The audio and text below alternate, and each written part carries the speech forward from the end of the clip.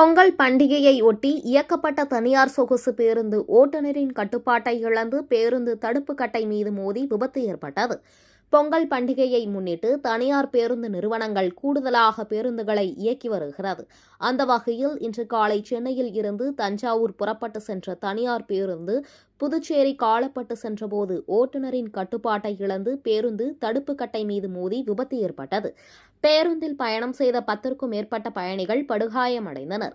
இதுகுறித்து தகவல் அறிந்து சம்பவ இடத்திற்கு வந்த போலீசார் மற்றும் தீயணைப்புத் துறையினர் பேருந்தில் சிக்கி உயிருக்கு போராடியவர்களை மீட்டு அருகில் உள்ள தனியார் மருத்துவமனைக்கு அனுப்பி வைத்தனர். மேலும் இதுகுறித்து போலீசார் வழக்கு பதிவு செய்து விசாரணை மேற்கொண்டு வருகின்றனர். விசாரணையில் தனியார் பேருந்தின் ஓட்டுநர் தூக்க கலக்கத்தில் இருந்ததாகவும் இதனால் பேருந்து விபத்து ஏற்பட்டதாகவும் முதல்கட்ட விசாரணையில் தெரியவந்தது.